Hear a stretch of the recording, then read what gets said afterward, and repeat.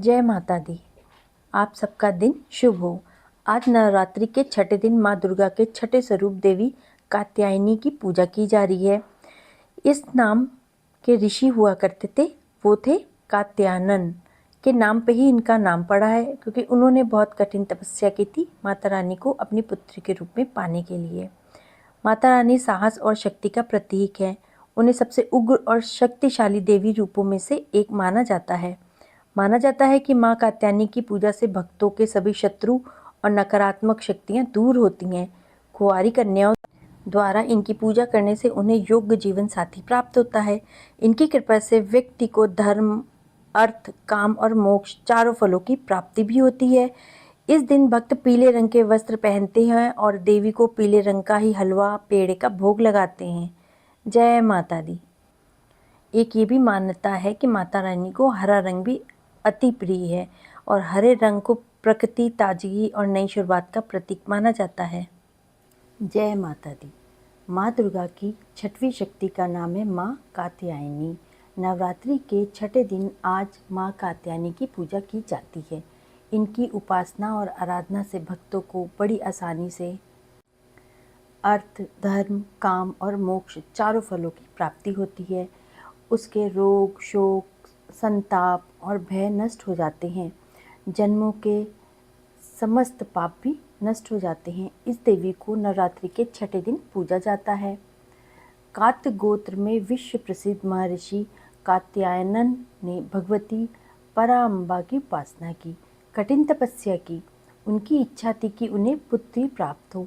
माँ भगवती ने उनके घर पुत्री के रूप में जन्म लिया, इसीलिए यह देवी कात्यायनी कहलाई। इनका गुण है शोधकार है, इसीलिए इस वैज्ञानिक युग में कात्यायनी का महत्व सर्वाधिक है।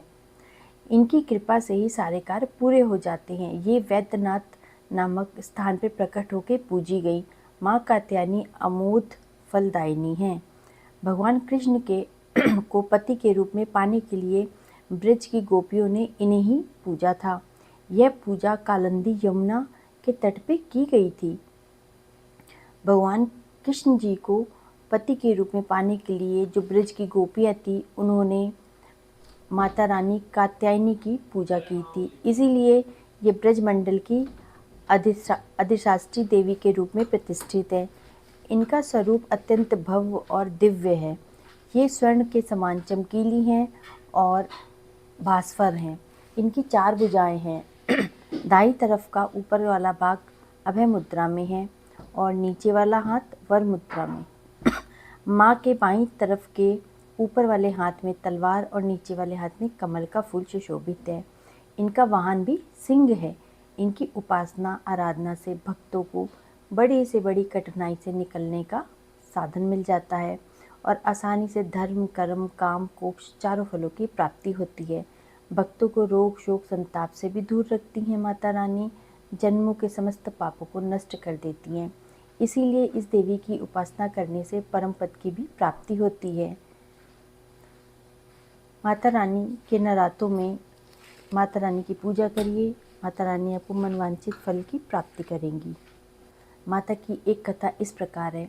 प्राचीन काल में कात्यायन नाम के एक महान ऋषि थे, जिनके कोई संतान नहीं थी। उनकी इच्छा थी कि देवी दुर्गा उनके घर में पुत्री के रूप में जन्म ले। उनकी इस इच्छा की पूर्ति के लिए उन्होंने कई वर्षों तक कठोर तप किया। इस दौरान महिषासुर नामक एक राक्षस अपने अत्याचारों से तीनों लोकों में हाहाकार मचा रहा था। उसके पास ब्रह्मा जी का यह वरदान था कि कोई भी पुरुष या देवता उसका वध नहीं कर सकता। इससे वह घमंड में आके उसने स्वर्ग पे भी अधिकार कर लिया था। जब सभी देवतागण इस समस्या के समाधान के लिए भगवान ब्रह्मा, विष्णु, महेश के पास पहुँचे तो उन्होंने अपनी ऊर्जा से देवी की उत्पत्ति की। यह दिव्य तेज कात्यायन ऋषि के आश्रम में प्रकट हुआ, जहाँ पे ऋषि तपस्या कर रहे थे। ऋषि कात्यायन ने सबसे पहले देवी की पूजा की, जिसके कारण उनका नाम कात्यायनी पड़ा। माँ कात्यायनी ने अपने इस स्वरूप में राक्षस महिषासुर का वध करके धर्म की रक्षा की। इसीलिए इन्हें महिषासुर मर्दिनी भी कहा जाता है। नवरात्रि के छठे दिन माँ कात्यायनी की पूजा करने से भक्तों को साहस, शक्ति, विजय का आशीर्वाद मिलता है और वे जीवन के सभी बाधाओं से मुक्ति पाते हैं। विशेष रूप से अविवाहित लड़कियां मन चाहे वर को प्राप्त करने के लिए कात्यायनी माता की पूजा करती हैं, जिस प्रकार से कान्हा जी को प्राप्त करने के लिए गोपियों ने की थी। तो माता रानी की पूजा करिए और माता रानी का नाम जपिए। बस मैया रानी आपके सबके दुख और तकलीफ़ों को दूर करेगी। जय माता दी।